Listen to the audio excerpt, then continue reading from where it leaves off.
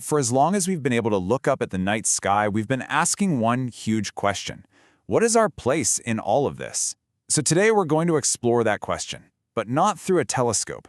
We're going to dive into some of the most foundational texts in human history to see how ancient minds wrestled with the exact same sense of awe and, let's be honest, confusion that we feel today. It all starts with a feeling that I think every single one of us has had. You're outside, it's a clear night, you look up, and the sheer scale of it all just hits you. The moon, the stars, there's so many of them. It's one of those moments that makes you feel both impossibly small and somehow part of something immense. Well, an ancient poet captured that exact feeling. And right there, that feeling of awe leads directly to this question. Staring up at all that vastness, the poet basically asks, why would the creator of all this even notice little old me? Amidst this unbelievable majesty, what possible significance could one human life have?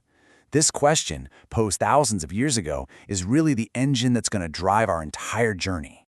Okay, so to find our first answer, we're turning to the book of Genesis, and right at the beginning, it offers this grand, sweeping, and incredibly orderly perspective on creation. It's an answer that doesn't start with us, it starts with the cosmos itself. The story lays it all out almost like an architect's blueprint, Day by day, the universe is built. Light gets separated from dark, the waters are divided, land appears. What starts out as just formless and empty becomes this structured, organized world, just teeming with plants, stars, animals.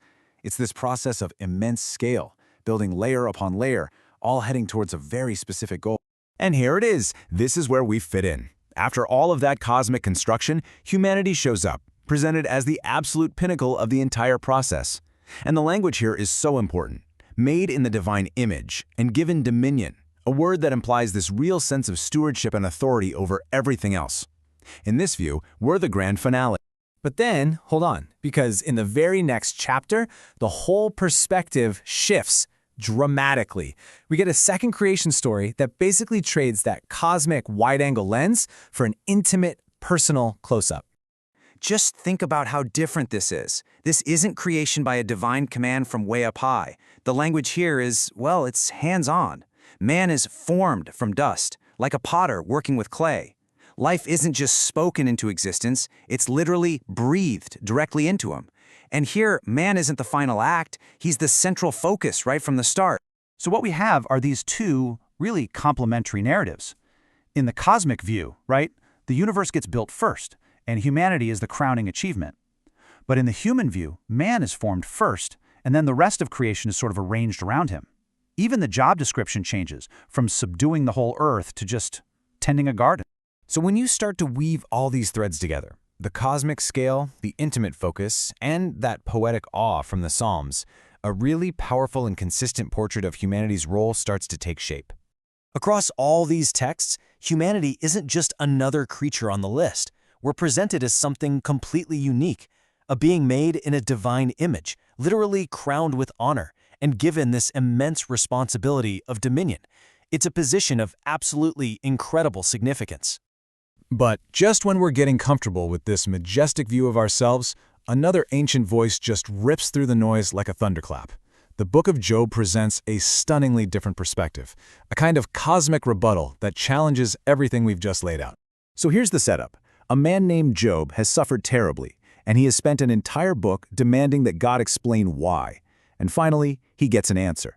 But it doesn't come in a gentle whisper. It comes roaring out of a whirlwind. And it's not an explanation, it's a cross-examination. The tables are completely and terrifyingly turned. And the interrogation starts right at the beginning of everything. It's just this barrage of blistering, unanswerable questions, all designed to reframe our human existence against the true scale of the cosmos. The voice is basically saying, hey, were you there when I designed all this? Do you have any clue how any of it even works?